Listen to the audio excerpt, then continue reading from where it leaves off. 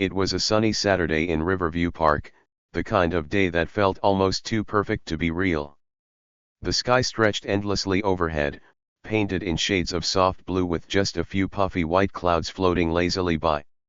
The air carried the delicious scent of barbecue grilled burgers, hot dogs, and sizzling ribs mixing with the fresh tang of cut grass.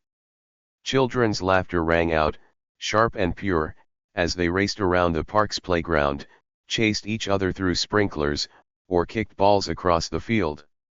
Everywhere you looked, neighbors were gathered in cheerful clusters.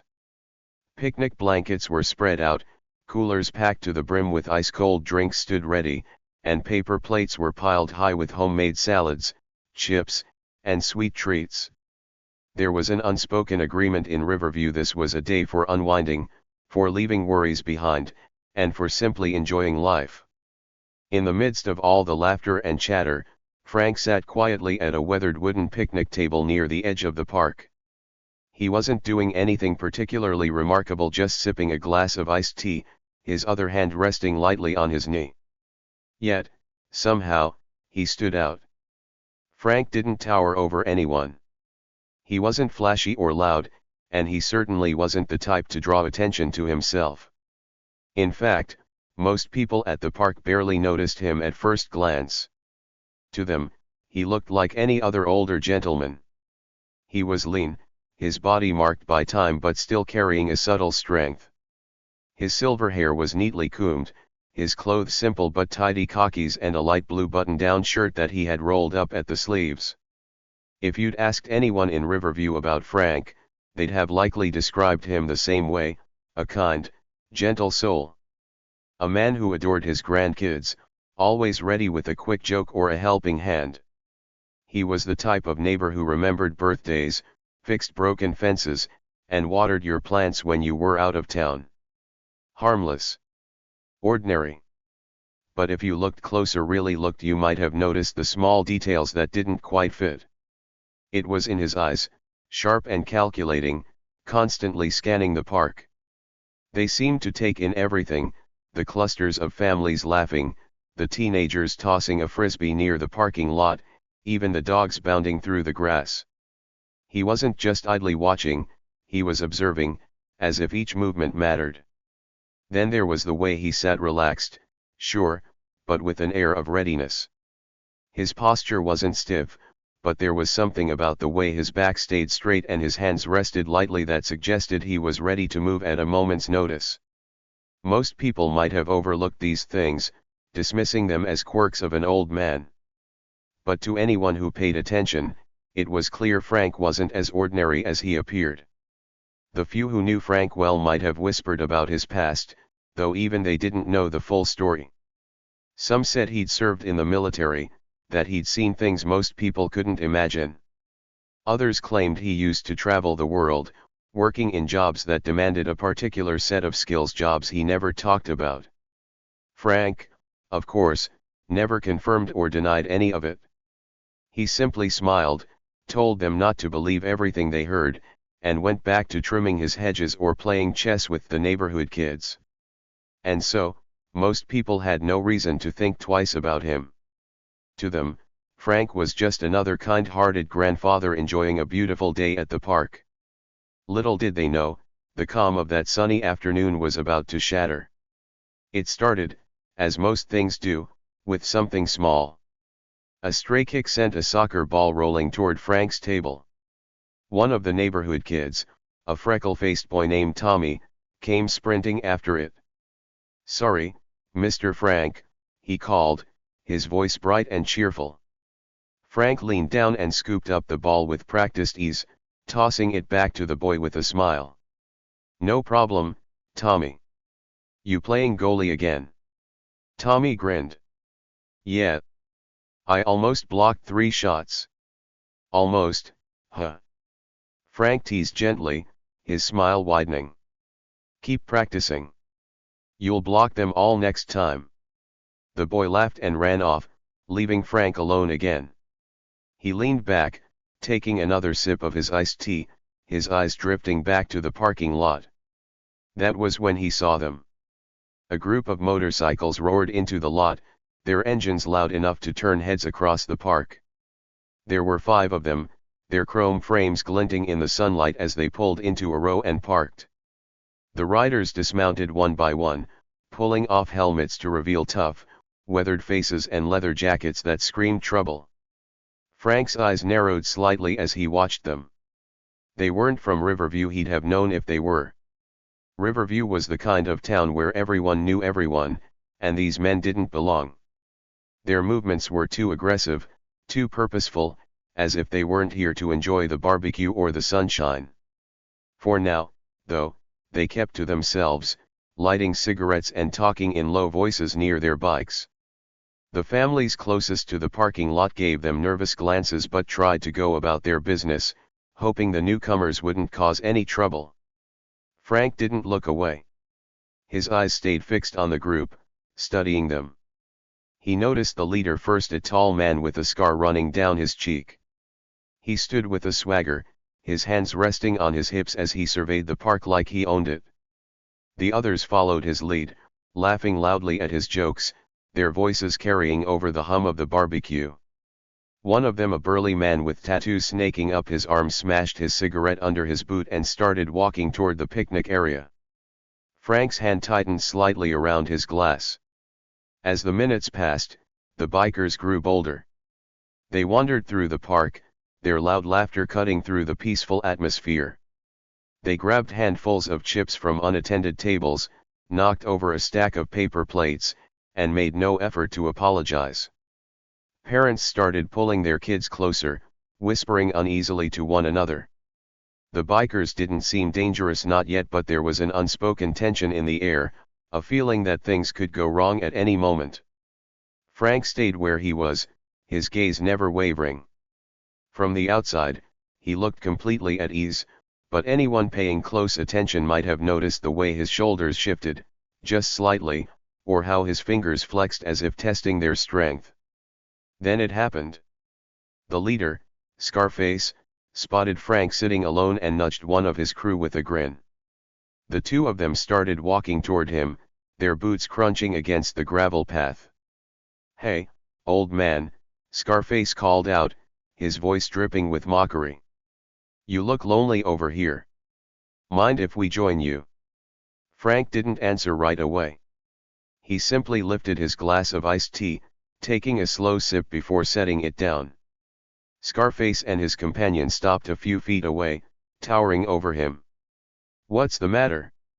Cat got your tongue?" Scarface taunted, leaning closer. Frank looked up at them, his expression calm and unreadable. For a moment, the only sound was the distant laughter of children and the hum of a nearby grill. Finally, Frank spoke, his voice quiet but steady. "Nice day, isn't it?" Scarface blinked, caught off guard by the response. Then he laughed, a sharp, barking sound that made heads turn. "Yeah, sure. Real nice. But you know what would make it better?" Frank raised an eyebrow, waiting. Scarface grinned. "You getting out of our way." The silence that followed was heavy, stretching across the park like a taut rope. Parents froze mid-conversation, their eyes darting nervously toward Frank's table. The bikers, sensing the shift in mood, began to close in, their smirks widening. And Frank? He just sat there, completely still, his kind smile never fading. "Why don't you ask nicely?" he said. The words were simple, spoken in a tone so calm it almost sounded friendly. But there was something in Frank's voice, a quiet authority, an edge of steel that made Scarface hesitate. Just for a moment. Then he laughed again, louder this time. "Ask nicely? That's cute, old man. Real cute. But here's the thing, you don't tell me what to do." Frank's smile didn't waver, but his eyes, those sharp, watchful eyes, seemed to harden. The calm of the afternoon had officially broken. And Frank? Well, he wasn't just any grandfather. Scarface crossed his arms, his leather jacket creaking as he leaned in closer to Frank, trying to intimidate him. The bikers around him chuckled, clearly enjoying the spectacle. To them, this was just another way to pass the time picking on someone who seemed too weak or too old to fight back. "You got guts, I'll give you that," Scarface said, his tone dripping with sarcasm. "But guts don't mean much if you don't know how to use 'em." Frank tilted his head slightly, his calm gaze meeting Scarface's. He didn't flinch, didn't move. If anything, his stillness seemed to unsettle the biker leader, though Scarface would never admit it. "Are you done?" Frank asked, his voice quiet but firm. The question was simple, but it hung in the air like a challenge. The crowd around them had grown silent, the usual park noises fading into the background. Even the kids had stopped playing, sensing the tension. Parents shuffled nervously, unsure whether to intervene or stay out of it. Scarface's grin faltered for a fraction of a second. He wasn't used to being spoken to like this, least of all by an older man who looked like he belonged in a rocking chair, not a confrontation. But he recovered quickly, forcing a laugh. "Done? Oh, I'm just getting started, old man," Scarface said, stepping even closer. "Maybe you don't understand how this works. See, when I talk, you listen. And when I say move—" "I heard you the first time," Frank interrupted, his voice cutting through Scarface's bluster like a blade. The crowd gasped audibly. Interrupting a man like Scarface? That was practically begging for trouble. But Frank didn't seem to care. He leaned back slightly, folding his hands on the table as if he were settling in for a casual conversation. Scarface's grin disappeared entirely, replaced by a scowl. He wasn't used to being challenged, and it was clear he didn't like it. He glanced at his crew, who were watching closely, their own grins fading as they waited to see what their leader would do. "You've got a big mouth for someone who's clearly out of his league," Scarface said, his voice low and threatening. "Maybe I need to teach you a lesson about respect." Frank didn't respond right away. Instead, he let the words hang in the air, his calm expression never wavering. When he finally spoke, his tone was even and measured, as if he were discussing the weather. "Respect," Frank said slowly, as if tasting the word. "It's funny you don't seem to know much about it yourself." The bikers let out a collective "oh," their laughter tinged with surprise. Even they hadn't expected Frank to push back this much. Scarface's face darkened, his scowl deepening as he clenched his fists. "You've got a death wish, old man," he growled. Frank shook his head slightly, almost as if he felt sorry for him. "No," he said. "I just know the difference between real strength and a cheap imitation." The words hit Scarface harder than any punch could have. His pride and his authority were on the line, and he wasn't about to back down. With a sharp gesture, he motioned for one of his crew to step forward. "Teach him some manners," Scarface ordered, his voice cold. The biker who stepped forward was massive, easily twice Frank's size. His arms bulged with muscles, and his knuckles were scarred from years of street fights. He cracked his neck and rolled his shoulders, grinning menacingly as he approached the table. "Bad move, old-timer," the biker said, his voice deep and gravelly. Frank sighed softly, almost as if he were disappointed. Slowly, he stood up from the table, his movements deliberate and unhurried. The crowd watched in stunned silence as he stepped around the table, standing face to face with the towering man. For a moment, it was impossible to tell what Frank was thinking. His expression remained calm, almost serene, as he looked up at the biker. The size difference between them was laughable. Frank's wiry frame seemed almost fragile compared to the biker's bulk. But then, in one smooth motion, Frank shifted his stance. It was subtle, so subtle that most of the crowd didn't even notice, but to the trained eye, it was unmistakable. His feet planted firmly on the ground, his body angled just slightly, and his hands hung loose at his sides, ready. The biker didn't seem to notice. He raised a fist, grinning as he prepared to swing. "Big mistake," Frank muttered under his breath. The punch came fast, but Frank was faster. He sidestepped with ease, his movements fluid and precise. Before the biker could react, Frank struck his open palm connecting sharply with the man's wrist, redirecting the force of the punch. The biker stumbled, off balance, and Frank followed up with a quick strike to the man's knee. It wasn't flashy. It wasn't theatrical. But it was effective. The biker let out a grunt of pain as his leg buckled, sending him to the ground. The crowd gasped, their eyes widening as they watched the massive man crumple under Frank's precise movements. Frank straightened, brushing an invisible speck of dust from his shirt as he looked down at the fallen man. "Anyone else?" he asked, his voice calm but carrying an edge that sent a shiver through the crowd. Scarface stared in disbelief, his mind racing as he tried to process what had just happened. His crew exchanged uneasy glances, their earlier bravado quickly fading. "Get up!" Scarface barked at the downed biker, but the man groaned and stayed where he was, clutching his knee. Frank's eyes shifted back to Scarface, his gaze steady and unyielding. "It doesn't have to go any further than this," he said quietly. "You can walk away." Scarface's pride wouldn't let him. He clenched his fists, his face twisted with rage as he took a step forward. "You think you're tough, old man," he snarled. "Let's see how tough you really are."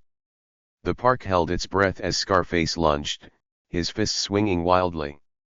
But Frank didn't flinch. With a calm precision that spoke of years of experience, he sidestepped the attack, his movements as smooth as water. In the blink of an eye, Frank countered, his fist connecting with Scarface's gut. The biker leader doubled over, gasping for air, and Frank followed up with a swift kick that sent him sprawling to the ground.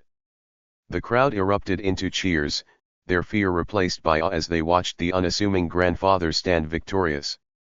Frank stepped back, his expression unchanged as he looked down at Scarface. "Like I said," he murmured, "real strength isn't about throwing your weight around. It's about knowing when to stand your ground." Scarface groaned, struggling to push himself up, but Frank didn't give him a chance to recover. He leaned down, his voice low enough that only Scarface could hear. "Next time," Frank said softly, "pick someone else to mess with."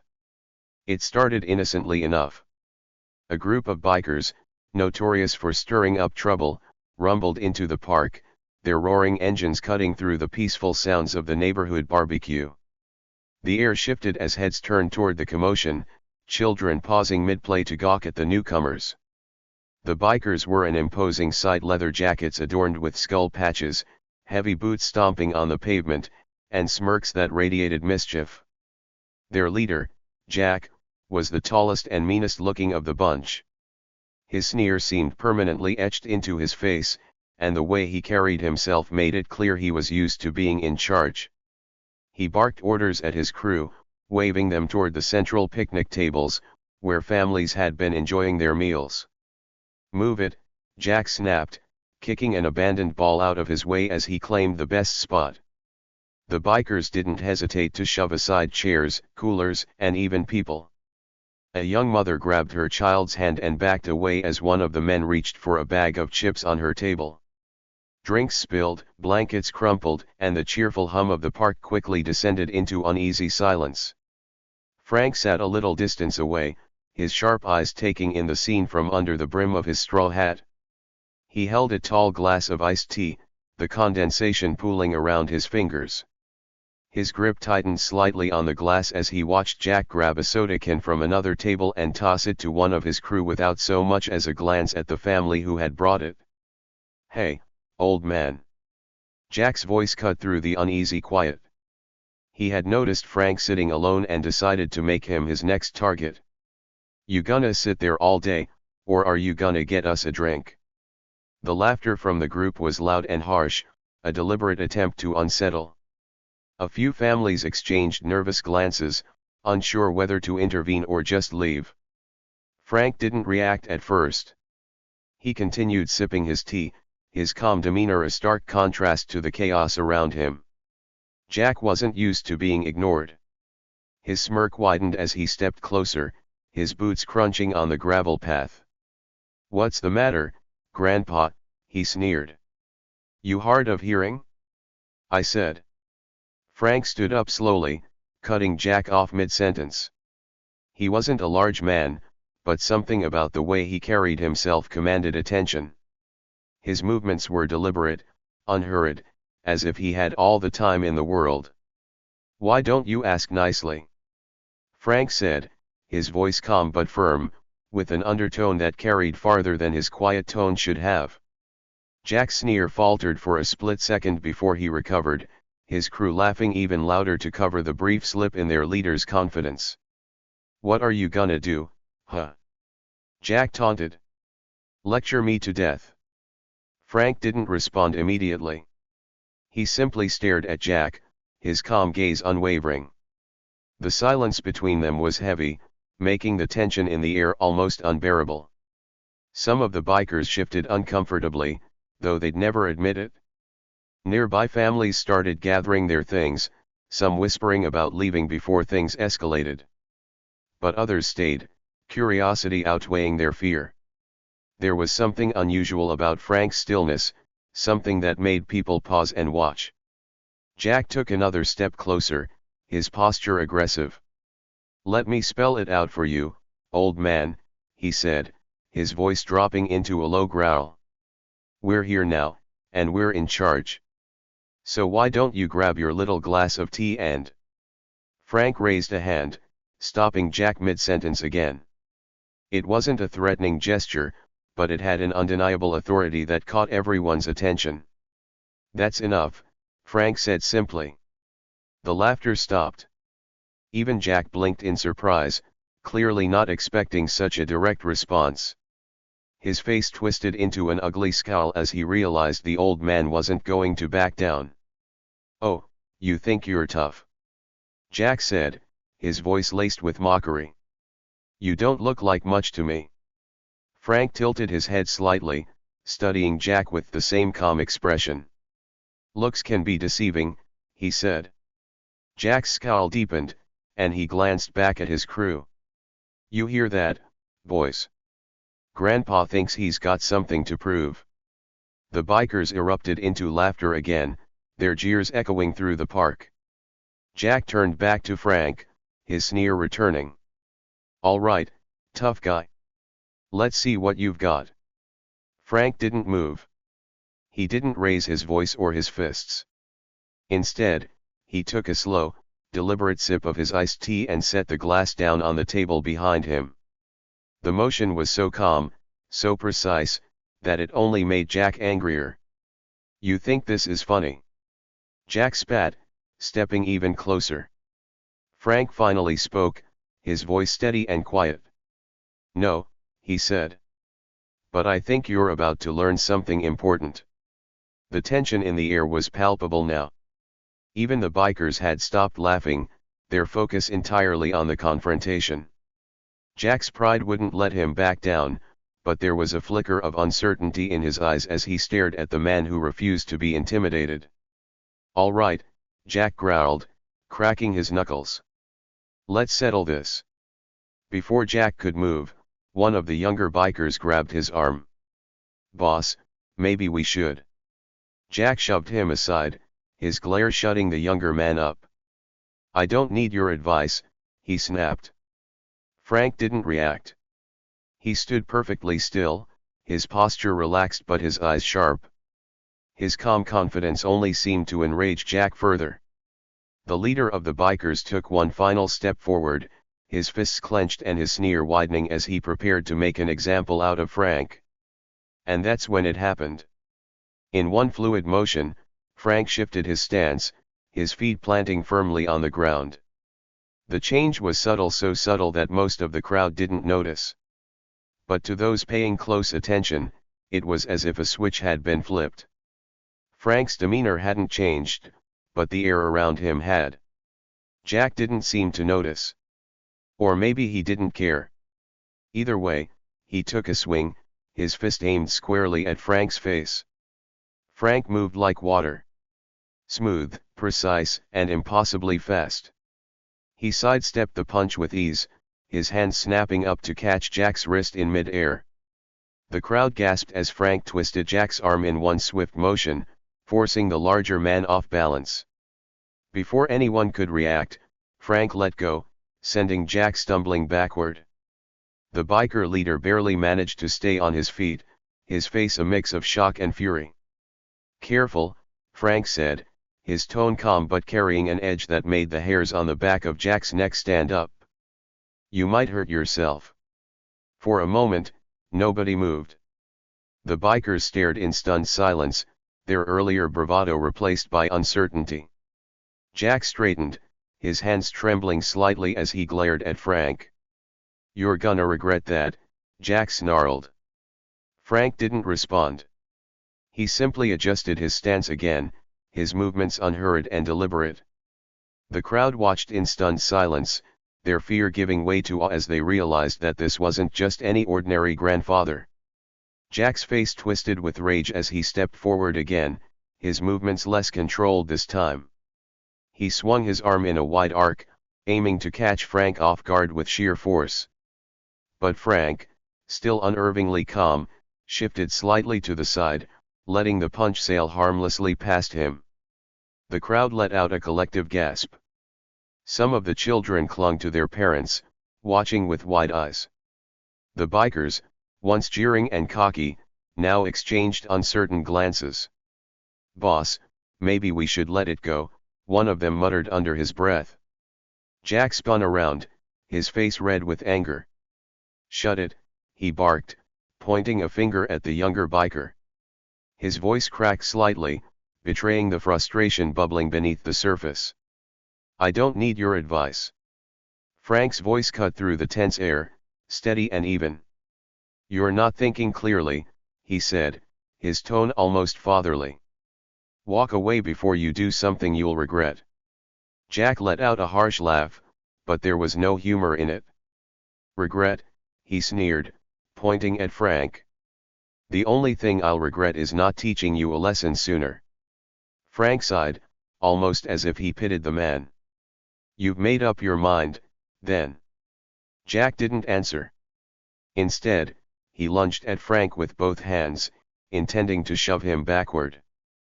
But Frank moved with a speed that defied his age. He stepped to the side again, and as Jack stumbled forward, Frank placed a firm hand on his shoulder, guiding him off balance. Jack fell forward, landing hard on the grass.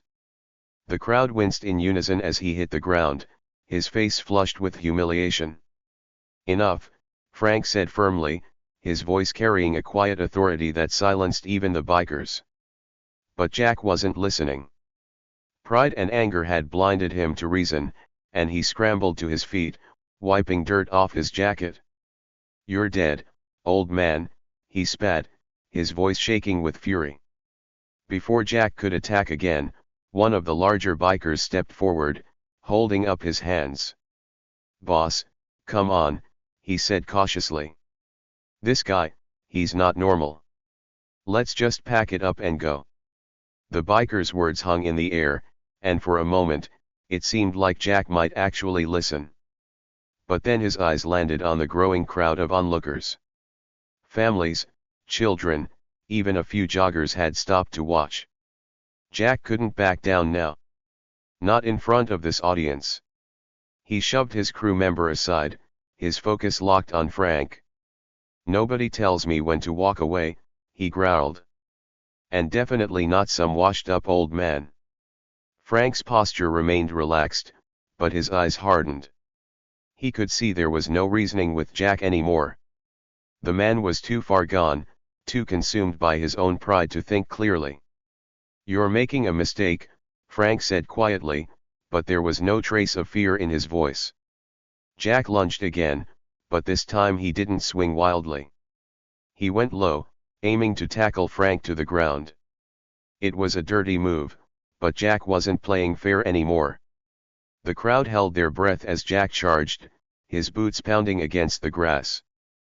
But once again, Frank moved like water, fluid and precise. At the last possible moment, he stepped to the side, grabbing Jack's arm and using his momentum against him. In a flash, Jack was on the ground again, this time face first. Frank held his arm in a controlled grip, twisting just enough to keep him immobilized without causing serious harm. The bikers froze, their bravado completely gone. For the first time, they saw their leader tough, intimidating Jack pinned to the ground by a man who looked like he should be babysitting his grandkids. Frank leaned down slightly, his voice calm but firm. "This ends now," he said. "Call off your boys, or you'll regret it." Jack struggled, but Frank's grip was unyielding. Finally, he growled through gritted teeth, "Let me go." Frank released him without hesitation, stepping back to give the man space. Jack scrambled to his feet, his chest heaving with exertion and embarrassment. The silence that followed was deafening. Nobody moved. Nobody spoke. Even the birds in the trees seemed to hold their breath. Jack's crew waited for their leader's next move, but it was clear that their confidence in him had been shaken. One of the younger bikers leaned in and whispered, "Boss, maybe we should listen to him. This guy, he's not worth it." Jack turned on his crew member with a glare that could have cut steel. "Cowards," he hissed. "All of you." But despite his bravado, Jack didn't move to attack again. He stood there, glaring at Frank, his fists clenched so tightly that his knuckles turned white. Frank didn't flinch. He simply stood his ground, his expression calm and unreadable. The tension in the air was unbearable. The crowd, the bikers, even Jack himself, everyone was waiting to see what would happen next. Finally, Jack spat on the ground, his sneer returning. "You're lucky," he said, his voice dripping with venom. "I've got better things to do than waste my time on you." Frank didn't respond. He just watched as Jack turned and stalked back to his crew, barking orders for them to follow him. The bikers hesitated for a moment, their eyes darting between their leader and Frank. But when Jack shot them a glare, they quickly fell into line, muttering under their breath as they followed him toward the parking lot. As the sound of their motorcycles roared to life, the tension in the park began to dissipate. Parents hugged their children, families started unpacking their belongings again, and the hum of normalcy slowly returned. But the crowd's attention was still on Frank. He stood quietly, adjusting his hat as if nothing had happened. "Grandpa's a ninja," a young boy exclaimed, breaking the silence. Laughter rippled through the crowd, and some of the tension lifted. A few people approached Frank, thanking him for standing up to the bikers. Frank smiled politely, his demeanor as humble as ever. "Just doing what needed to be done," he said simply. But as the families returned to their picnics and the park regained its usual rhythm, a few people couldn't help but wonder. Who was Frank, really? And how did he handle those bikers so effortlessly? The tension simmered like a kettle on the verge of boiling over. Jack's crew prowled the park like they owned it, their loud cheers and laughter grating against the otherwise peaceful atmosphere. They moved from one picnic table to another, snatching snacks, kicking over cups, and tossing garbage wherever they pleased. Families who had come for a day of relaxation were now huddled together, their eyes darting nervously between the bikers and Frank. Frank remained seated, his calm demeanor unshaken. He watched the chaos unfold, his sharp eyes following every move Jack and his gang made. He didn't speak, didn't flinch, just observed, sipping what was left of his iced tea. But that quiet presence, that unyielding stillness, seemed to eat away at Jack's confidence. "You think you're too good for us, huh, Grandpa?" Jack snarled, his voice laced with mockery as he took a step closer to Frank. Frank didn't respond. He simply placed his glass back on the table, his free hand resting loosely on his knee. His expression was neutral, almost serene, but there was a weight to it, an unspoken challenge that Jack couldn't ignore. "Hey!"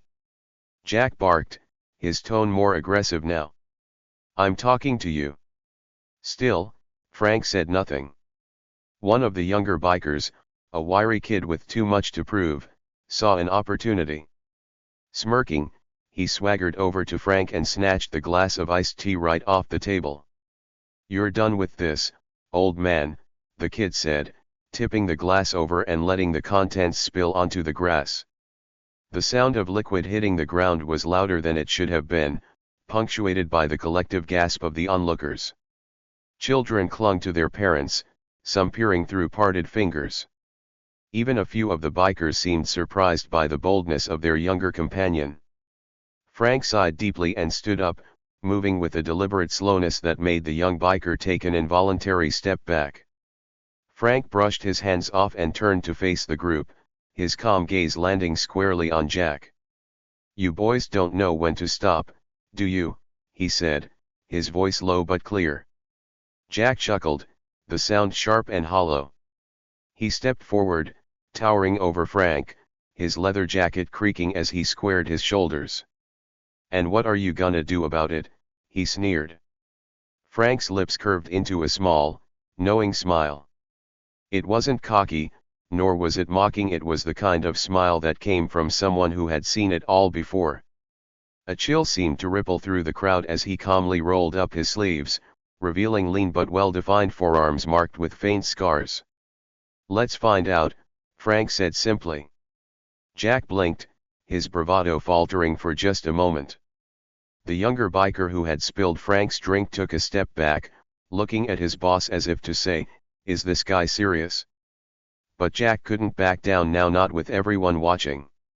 His pride was on the line, and he wasn't about to let an old man make a fool out of him. "You've got guts, I'll give you that," Jack said, cracking his knuckles. "But guts don't mean much when you're flat on your back."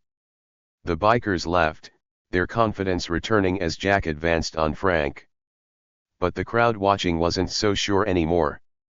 Something about Frank's composure, the way he stood his ground without a trace of fear, had them on edge. Jack swung first, a wide, heavy punch aimed at Frank's jaw. But Frank moved like a whisper of wind, stepping aside with such ease that it seemed almost casual. Jack's momentum carried him forward, and Frank reached out, lightly tapping the back of his head as he stumbled past. The crowd gasped, and even the bikers froze. Frank hadn't retaliated, he'd simply dodged. But there was something about the way he moved, the precision of it, that made everyone realize this wasn't going to go the way Jack had planned. Jack recovered quickly, his face red with embarrassment. "Lucky shot," he muttered, shaking his head as he turned back to face Frank. "You won't dodge the next one." He charged again, this time with both hands outstretched, aiming to grab Frank and wrestle him to the ground. But once again, Frank moved with practiced ease, pivoting to the side and letting Jack's arms close around empty air. As Jack stumbled forward, Frank gave him a light shove between the shoulder blades, sending him sprawling onto the grass. The laughter from the bikers died instantly. Jack scrambled to his feet, brushing dirt off his jacket, his face a mixture of anger and confusion. Frank tilted his head slightly, his hands still relaxed at his sides. "You might want to rethink this," he said, his voice calm but firm. Jack growled like a cornered animal. "Shut up," he snapped, lunging again. But this time, Frank didn't just dodge. He stepped in close, his movements fluid and controlled, and grabbed Jack's wrist mid-swing. In one smooth motion, he twisted Jack's arm behind his back, applying just enough pressure to force him down to one knee. Jack let out a yelp of pain, and the bikers surged forward, unsure whether to jump in or stay back. Frank glanced up at them, his sharp gaze freezing them in their tracks. "Stay out of this," he said. It wasn't a threat, but a command, a calm, unyielding order that they found themselves obeying without question. Frank leaned in slightly, his voice low enough that only Jack could hear. "This is your last chance," he said. "Walk away now, while you still can." For a moment, it seemed like Jack might listen.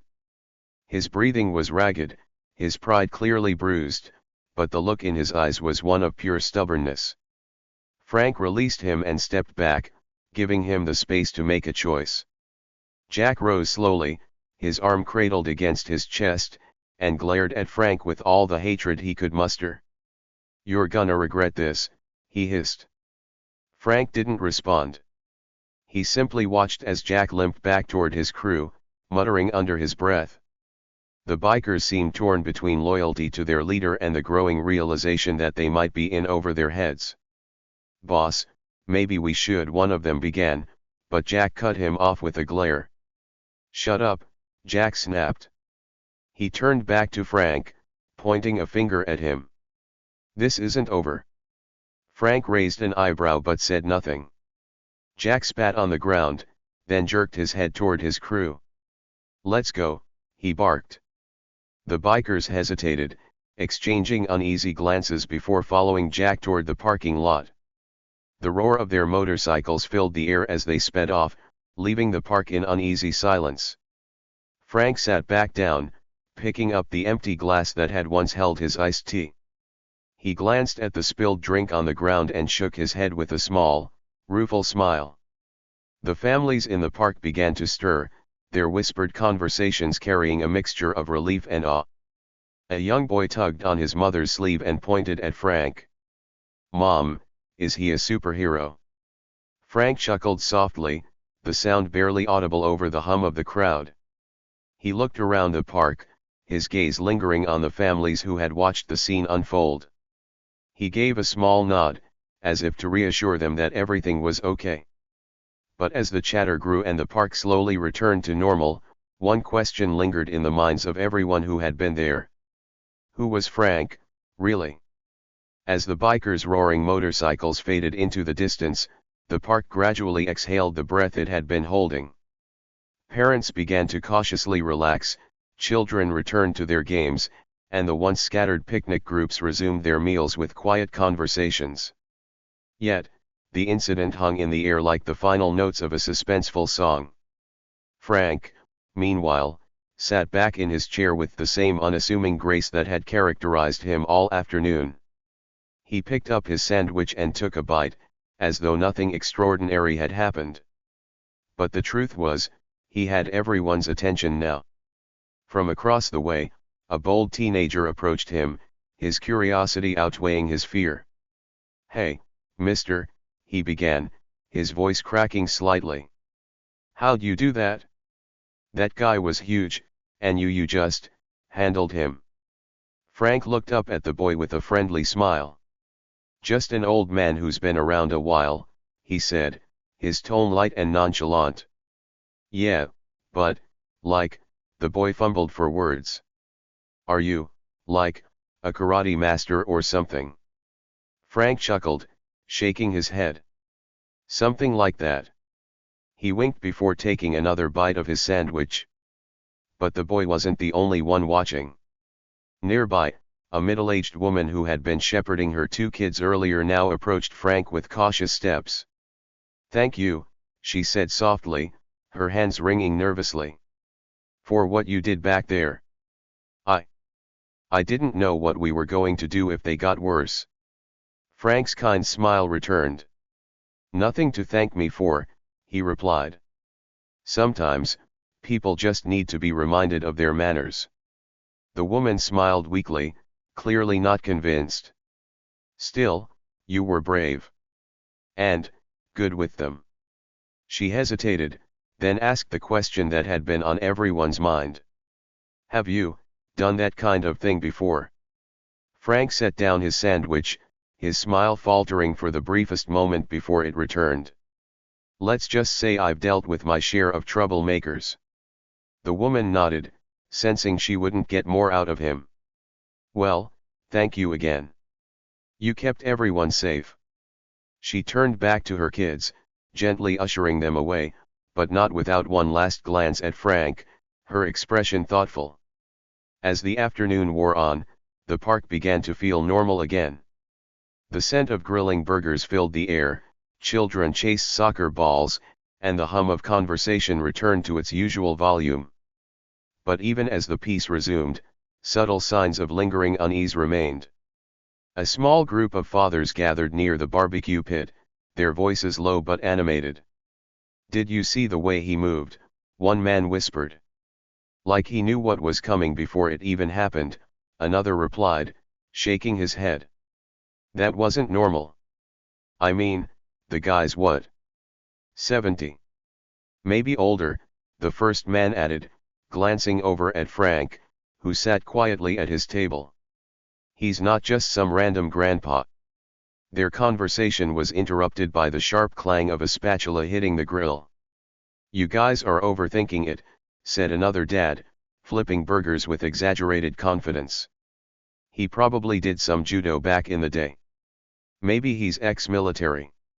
Nothing crazy." But even he didn't sound entirely convinced. Meanwhile, Frank remained the picture of tranquility. He seemed almost oblivious to the glances and hushed conversations happening around him. Yet, if anyone had been paying closer attention, they might have noticed the way his eyes continued to scan the park, just as sharp and vigilant as they had been when the bikers arrived. It wasn't paranoia. It was preparation. As the sun began to dip lower in the sky, the shadows stretching long across the grass, Frank's gaze flicked toward the entrance of the park. For a brief moment, his expression hardened, the calm mask slipping just enough to reveal a glimpse of something much deeper, something dangerous. Because Frank wasn't just keeping an eye out for any potential trouble. He knew trouble was coming. A low rumble echoed in the distance, faint at first but unmistakable. The sound of engines revving grew louder, sending a ripple of unease through the park. Parents froze mid-conversation, their eyes darting toward the source of the noise. Frank didn't move. He simply set his glass down and folded his hands on the table, his gaze fixed on the park's entrance. And then they came. Jack and his crew returned, but this time, they weren't alone. A larger group of bikers followed, their numbers easily doubling the original crew. The sight of them was intimidating enough, but it was their leader, a burly man with a thick beard and a scar running down his cheek, who made everyone's stomach drop. The man dismounted his motorcycle with deliberate slowness, his heavy boots crunching against the gravel. His crew fanned out behind him like a pack of wolves, their faces set with grim determination. "Which one of you is Frank?" the scarred man called out, his voice deep and menacing. The park fell silent, save for the hum of idling engines. Parents began gathering their children, retreating toward the edges of the park. A few of the fathers from earlier stepped forward, their faces pale but resolute. "Hey, now," one of them said, raising his hands in a placating gesture. "Let's not cause any trouble here. There are kids around." The scarred man didn't even look at him. His eyes scanned the park until they landed on Frank, who was still seated at his table, his expression unreadable. "Ah," the man said, a cruel smile spreading across his face. "There you are." Frank stood slowly, brushing non-existent dust from his pants. He took a step forward, his movements calm and deliberate.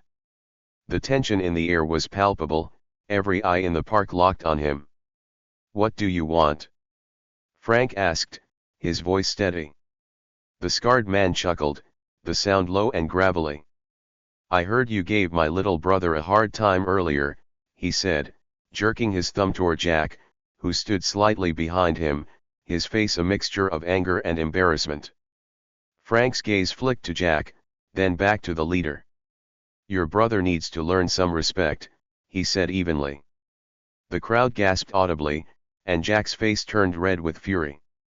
"You hear that, Nate?" he sputtered. "This old man thinks he can talk to you like that." But Nate, the scarred leader, only smiled wider. "Well, Frank, you've got guts. I'll give you that."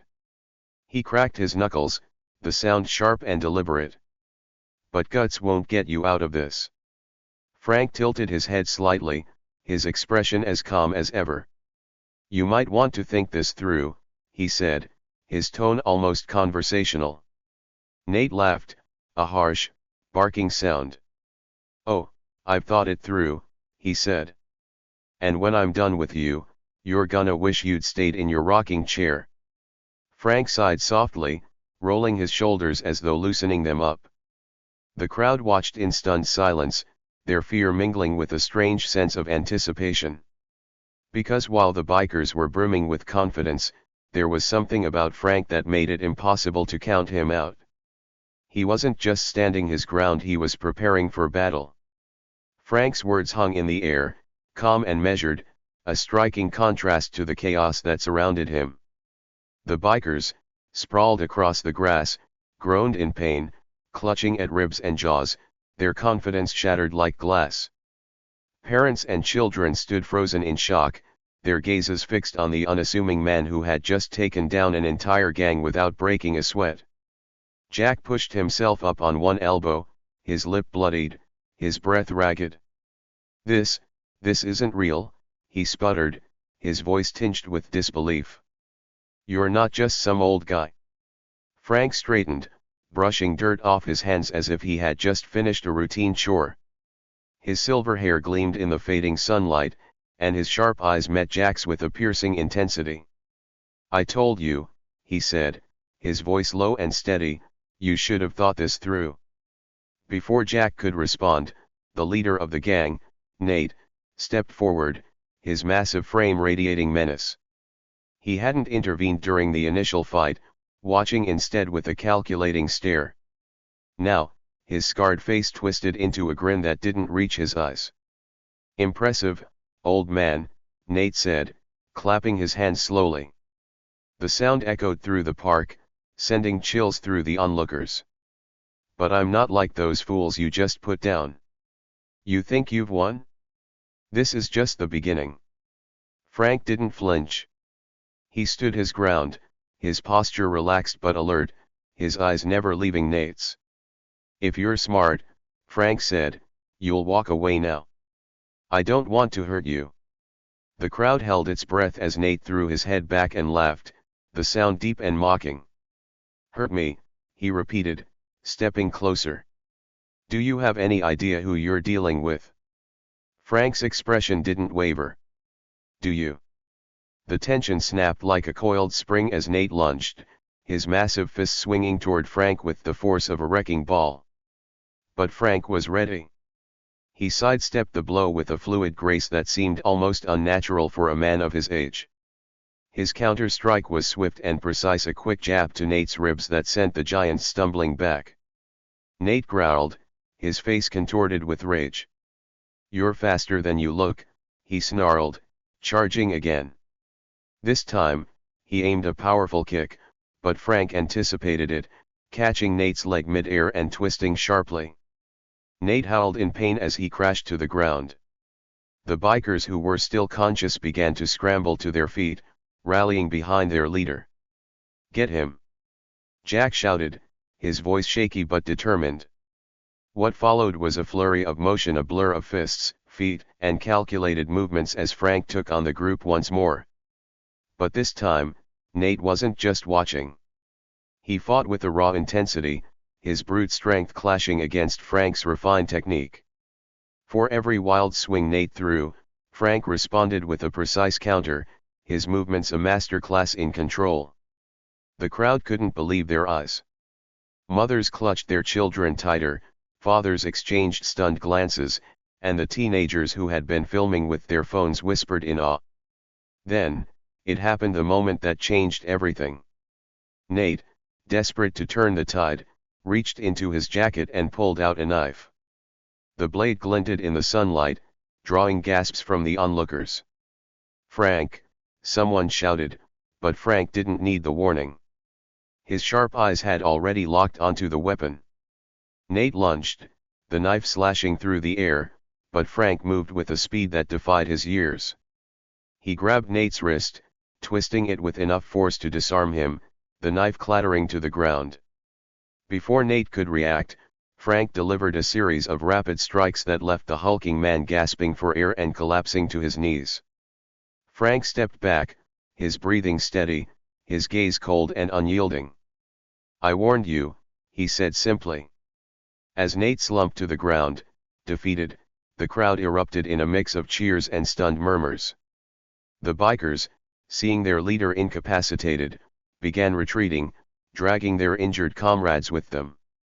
Jack hesitated, his eyes darting between Frank and Nate, before finally fleeing with the others. The park fell silent again, save for the distant hum of engines as the bikers disappeared into the horizon. Frank turned to the crowd, his expression softening. He scanned the faces of the families, the children, the teenagers who had filmed the entire ordeal. "Everyone okay?" he asked, his voice gentle. Slowly, the tension melted away, replaced by a collective sense of relief. Parents began to nod, murmuring words of thanks. One of the teenagers approached Frank, his phone still recording. "Mister," he said, his voice shaky but filled with awe, "that was insane. Who are you?" Frank looked at the boy, then at the phone, and smiled faintly. "Just a guy who's seen his share of trouble," he said. "And knows how to deal with it." But not everyone was satisfied with that answer. One of the fathers, a burly man named Tom, stepped forward, his brow furrowed in confusion. "That wasn't just knowing how to deal with it," he said. "You moved like a pro. Like someone who's been trained." Frank met Tom's gaze, his smile fading slightly. "I used to be," he admitted after a pause. "A long time ago." Tom's eyes widened. "Military?" Frank nodded once, but his expression suggested there was more to the story. "Special Forces," he said simply. "I've been retired for years, though. This is supposed to be my quiet life." The crowd buzzed with whispers, the pieces of the puzzle finally falling into place. Frank wasn't just a grandfather. He was a highly trained operative, a man who had seen and done things that most people couldn't imagine. As the sun dipped lower, casting long shadows across the park, Frank began gathering his things. The adrenaline was fading, replaced by a quiet exhaustion. He didn't like to fight anymore. It wasn't who he wanted to be. But sometimes, as today had proven, trouble found him anyway. Before he could leave, a small girl ran up to him, clutching a slightly crumpled drawing in her hands. "Thank you, mister," she said, her voice shy but sincere. "You're like a superhero." Frank crouched down, his kind smile returning. He took the drawing, a crayon depiction of a man with silver hair standing tall while shadowy figures cowered around him. "Thank you," he said softly, his eyes warm. "But I'm just a regular guy." The girl nodded solemnly. "A really cool regular guy." Frank chuckled, ruffling her hair. He stood up, slinging his picnic bag over his shoulder, and turned to leave. As he walked away, the crowd watched him go, their expressions a mixture of admiration and gratitude. Frank had come to the park that day for a simple barbecue. But by the time he left, he had reminded everyone that heroes don't always wear capes, and sometimes, the quietest person in the room is the one you never see coming. Frank walked away slowly, each step deliberate as if to soak in the calm that was finally returning to the park. The murmur of the crowd behind him began to dissipate as families returned to their blankets and picnic tables, hesitant but eager to reclaim the day. But for Frank, the ordeal was far from over. As he reached the edge of the park, a police cruiser pulled up, its lights flashing silently. A young officer stepped out, his uniform crisp and his demeanor professional, though his eyes widened slightly as he took in the scene: bruised bikers limping away, a shaken crowd, and Frank's calm but resolute presence. "Sir," the officer said, approaching cautiously. "We got reports of a disturbance. Would you mind explaining what happened here?" Frank turned, his face neutral. "Just a little misunderstanding," he said simply. "It's under control now." The officer raised an eyebrow, glancing toward the group of bikers still dragging their injured leader toward their motorcycles. "Doesn't look like just a misunderstanding to me. Are you saying you handled all of this?" Frank shrugged. "They were bothering the families. I stepped in." Another officer emerged from the cruiser, this one older, with a graying beard and a more seasoned air about him. His eyes locked onto Frank's face, and for a moment, he froze. Then a flicker of recognition passed over him. "Frank Matthews?" he asked, his voice tinged with disbelief. Frank sighed. "It's been a long time, Mike." The younger officer glanced between them, confused. "You know him, Sergeant?" Mike nodded, his expression unreadable. "Oh, I know him. He's a legend. Used to be in the Special Forces. The kind of guy you'd call when things got really bad." The younger officer's eyes widened. "Wait, you mean like, Black Ops?" Frank waved a hand dismissively. "That was a lifetime ago," he said. "I'm just a retired guy trying to enjoy some peace and quiet." Mike chuckled, though there was a note of respect in his tone. "Doesn't look like the quiet life is working out too well for you." Frank gave a small, wry smile. "Not today." The officers took statements from some of the witnesses, but it quickly became clear that Frank wasn't the one in trouble. The bikers had left behind a trail of smashed picnic tables and frightened families, and their reputation for causing trouble only solidified Frank's status as the day's unlikely hero. As the officers wrapped up, Mike pulled Frank aside. "You've still got it," he said, lowering his voice. "But you know this kind of thing doesn't go unnoticed." Frank's expression darkened slightly. "I didn't ask for this," he said. "They came looking for trouble. I just made sure they didn't find it here." Mike nodded. "Fair enough. But if word gets out about what you did, well, you know how these things go. People talk. The wrong kind of people might start asking questions." Frank's jaw tightened. He knew Mike was right. His past wasn't something he advertised, but it wasn't entirely buried, either. The kind of work he'd done had a way of leaving shadows that followed you, no matter how far you tried to run. "I'll handle it," Frank said, his tone firm. "Just like I always do." As the police drove away, Frank decided it was time to leave. He packed up the few belongings he'd brought: a folding chair, a small cooler, and the now empty glass of iced tea, and began the walk home. The streets of the neighborhood were quiet, the kind of peaceful suburbia he had sought out years ago when he retired. It was supposed to be his sanctuary, a place where no one knew him as anything other than a friendly grandfather. But as he walked, he couldn't shake the feeling that today had disturbed that fragile balance. The next morning, Frank's instincts were proven right. A knock at the door jolted him out of his routine, and when he opened it, he found a man in a dark suit standing on his porch. The man was tall, clean-shaven, and carried himself with the kind of confidence that immediately set off alarm bells in Frank's mind. "Frank Matthews," the man said, his tone polite but firm. "Or should I say, Captain Matthews?" Frank's eyes narrowed. "I don't go by that title anymore." "Who are you, and what do you want?" The man smiled faintly, pulling a badge from his pocket and holding it up. "Agent Carter, Homeland Security. We been keeping tabs on you." Frank crossed his arms, leaning against the doorframe. "I'm retired. Whatever you think I can help you with, the answer's no." Carter's smile faded. "It's not about what you can help us with. It's about what you did yesterday." Frank felt a knot tighten in his chest, but he kept his expression neutral. "I defended some families from a gang of troublemakers. That's not exactly a federal crime." "No," Carter said, stepping closer. "But the way you did it, that's what caught our attention. You know how many people posted videos of you on social media? Half the internet is calling you a hero. The other half is asking who you really are." Frank sighed, rubbing a hand over his face. "I didn't ask for any of this. I just wanted a quiet life." "And yet, trouble seems to find you," Carter said. "Look, I'm not here to drag you back into anything.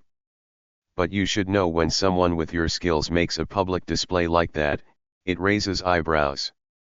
There are people out there who would love to know where you've been hiding. Frank's gaze hardened. Let them try. Carter hesitated, studying Frank's face for a moment before nodding. Just be careful, he said. The world's not as quiet as you want it to be. As the agent walked away, Frank closed the door and leaned against it, his mind racing. He had spent years trying to leave his old life behind, to bury the part of him that had once thrived in chaos and danger. But it seemed that no matter how far he ran, his past had a way of catching up with him. Frank glanced out the window, watching as Carter's car disappeared down the street. For now, the neighborhood was still. But Frank couldn't shake the feeling that this was just the beginning. He wasn't just fighting off bikers anymore. He was fighting to keep the life he had built, a life he wasn't ready to give up. And if anyone thought they could take it from him, they were about to learn the hard way that Frank Matthews was far from ordinary. The bikers, tails between their legs, limped back to their motorcycles under the watchful eyes of the neighborhood. Their shoulders were slumped, and their faces, once filled with cocky confidence, now looked defeated. The once fearsome group that had stormed the park with arrogance and attitude was now reduced to a group of men who just wanted to get away. Nobody clapped, there was no need. The silence spoke volumes. The moment was more profound than any cheers could convey. The neighborhood had witnessed something incredible, something that would be talked about for years to come. And Frank, the man they thought was just an ordinary grandfather, had shown them all what true strength and courage looked like. Jack hesitated before climbing onto his bike. He took one last look over his shoulder, his eyes locking with Frank's. A low growl rumbled in his throat, but there was no real fire behind it anymore. The fight had left him. He muttered under his breath, we'll remember this," but it was clear he wasn't saying it with the same bravado as before. Frank simply nodded once, his expression calm and steady. "You do that," he replied, his voice firm yet calm. The bikers revved their engines, their bikes rumbling to life as they made their retreat, not looking back. They had been defeated, and not just physically. Their pride, their sense of superiority, had been shattered, and they would be talking about this day for a long time. But deep down, they knew they were lucky to leave with their lives intact. They weren't the ones who made the rules in this town. As the bikers roared away, disappearing down the road with their heads down, the neighborhood came to life. The crowd that had gathered around Frank now erupted into applause. The tension that had gripped the park for so long was finally broken, and the sound of cheers and laughter filled the air. People clapped, cheered, and some even whistled. Frank had done what many of them had only ever dreamed of doing, standing up to the bullies and showing them that not everyone could be pushed around. Children ran up to Frank, their faces beaming with admiration and excitement. "That was amazing, Grandpa," one of the little boys said, his eyes wide with awe. "You knocked them out like a superhero." Frank chuckled softly, trying to hide the small blush creeping onto his face. "It wasn't that dramatic, kid," he said with a wink. "But I'm glad you liked it." The kids swarmed around him, asking a million questions all at once. "How did you do that? Where did you learn to fight like that? Can you teach us?" Frank couldn't help but laugh at their enthusiasm. He was used to kids looking up to him, but this time felt different. It wasn't just the usual grandfather wisdom they admired. Today, they had seen him do something no one expected, and in their eyes, he was a hero. The adults, too, approached him, their expressions a mix of disbelief and respect. One older man, a retired firefighter who had lived in the neighborhood for decades, shook his head as he walked up to Frank. "I'll be honest, Frank," he said, still trying to process what he had just witnessed. "I've been around for a long time, and I've seen my share of tough guys. But that was something else. Where did you learn to do all that?" Frank took a slow sip of his iced tea, his fingers gently wrapping around the glass. He looked at the man with a twinkle in his eye. "Oh," here and there, Frank said with a wry smile. Let's just say I've had some experience. The retired firefighter raised an eyebrow. Experience? Frank, you were like a machine out there. You made it look easy. Frank shrugged modestly, not wanting to delve too much into his past. He had spent years keeping that part of his life buried, trying to live a peaceful existence after leaving it all behind. But today, circumstances had pushed him back into a world he thought he had escaped. Still, there was a certain satisfaction in knowing that he could still step up when it mattered most.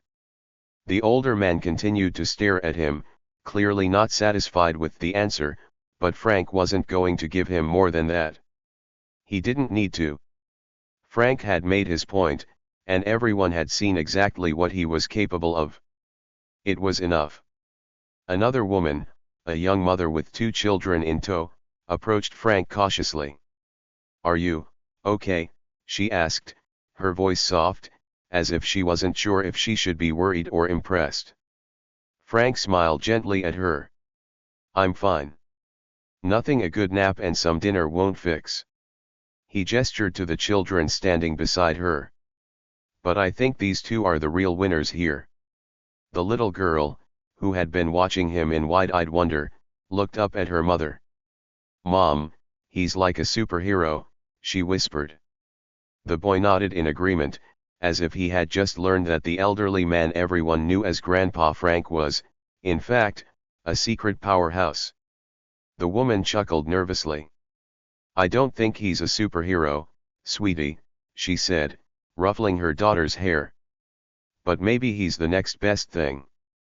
Frank smiled, his heart warmed by their words. I don't know about all that. I'm just an old guy trying to enjoy a barbecue. But deep down, he knew that the moment had meant more than that. It wasn't just about defending the park or standing up to the bikers, it was about something bigger. It was about showing the community that no matter how ordinary someone seemed, they could still rise to the occasion when needed. It was about proving that strength wasn't just about size or age. It was about heart, skill, and the willingness to do what was right. As the crowd slowly began to disperse, returning to their picnics and conversations, Frank felt a strange sense of peace settle over him. The chaos had subsided, and though he hadn't planned on it, he had just made a statement. Not just to the bikers, but to everyone watching, that sometimes, it wasn't the loudest or the most obvious person who made the difference. Sometimes, it was the quietest one, the one who had learned to wait, to observe, and when the time came, to act decisively. Frank turned back toward his home, the peaceful suburban street ahead of him. He knew it wouldn't last forever. News of what had happened would spread, and soon, people from all over would start asking questions. They'd want to know about the man who had taken on a gang of bikers without hesitation. But Frank was ready for whatever came next. He had faced worse things in his life. As he reached his front door, he paused, looking back over his shoulder at the park. The day had been one, but Frank knew that trouble always had a way of circling back, looking for a new opportunity. And if it came knocking, he'd be ready. After all, it wasn't the first time he'd faced a fight, and it certainly wouldn't be the last. Inside, he closed the door behind him, took off his jacket, and sank into his favorite chair. He didn't need anything more than a quiet evening, and maybe a cup of tea. But in his heart, Frank knew that no matter how ordinary he looked on the outside, he would always be more than that. And if the world needed him again, he'd be there, just like he had been today, ready, calm, and capable. Because the quietest ones, they were the ones who always got the last word. As the sun began to set, the golden light spilled across the park, casting long shadows on the ground. The air, once filled with the rumble of motorcycles and the tension of a brewing fight, was now peaceful again. The soft laughter of children and the murmurs of friendly conversations filled the air, carrying the warmth of the evening. The smell of grilled food lingered in the air, and for a moment, it felt like nothing had ever happened. Frank sat back in his chair, watching it all. The kids ran around, playing tag and laughing, their faces bright with joy. The families, now more relaxed, chatted and shared stories, the bonds of community stronger than they had been just hours before. Frank's eyes softened as he watched them. He wasn't just a bystander in the scene, he was part of it. He was just another grandfather again, or so it seemed.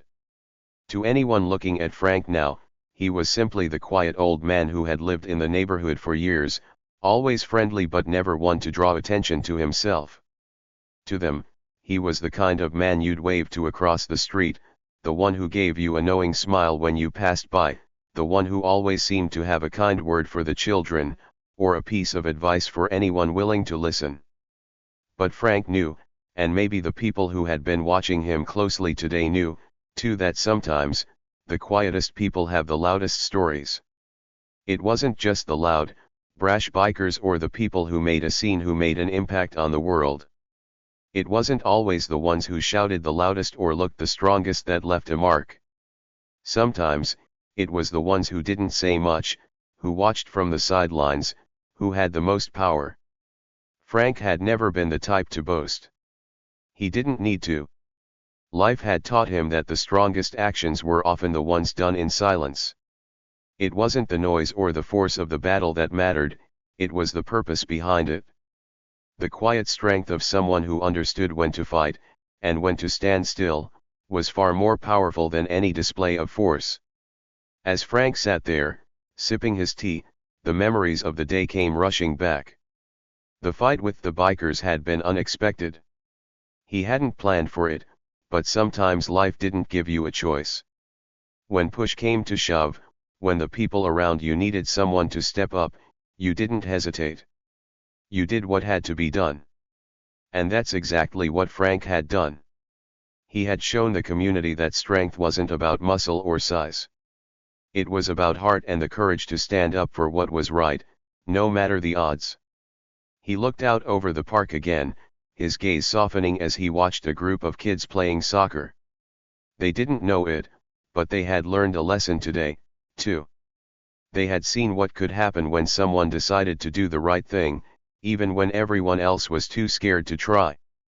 They had witnessed the power of standing up to bullies and making the world a better place, even if it was just for one day.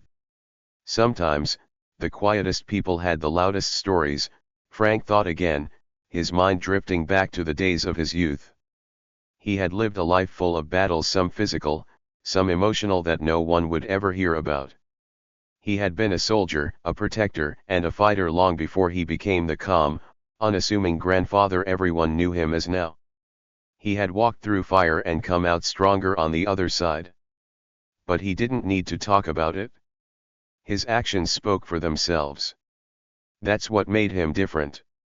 Frank had learned long ago that you didn't need to be the loudest or the most aggressive to make a difference. You didn't need to shout to be heard. All you needed was the strength to stand firm when it mattered and the courage to do the right thing even if no one was watching.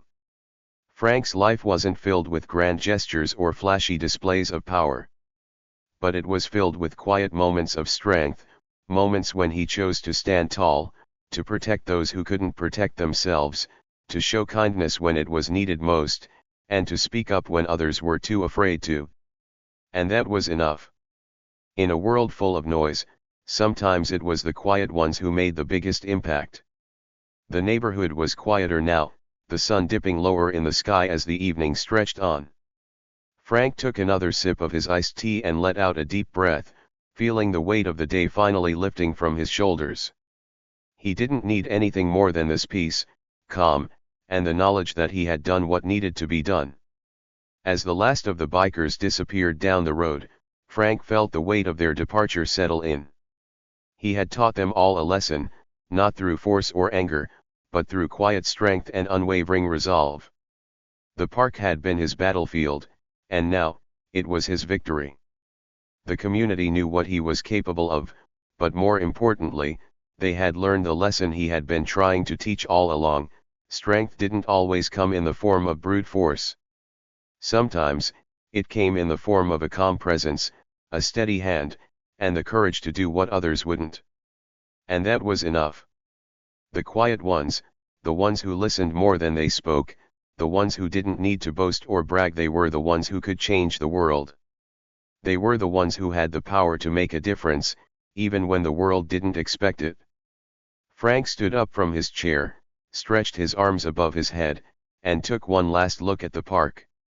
The children were still running around, laughing, unaware of the deep lesson they had just witnessed. The families were still talking, their voices blending into the sounds of the evening. And Frank? He was just another grandfather again. But in his heart, he knew that when the world needed him again, he'd be ready. He didn't need to be loud. He didn't need to be flashy. He just needed to be himself, quiet, calm, and unshakable. And if trouble ever came knocking again, Frank knew one thing for sure: he'd be ready. After all, sometimes the quietest ones were the ones who always got the last word. And that word? It was one of strength, resilience, and an unwavering commitment to doing what was right.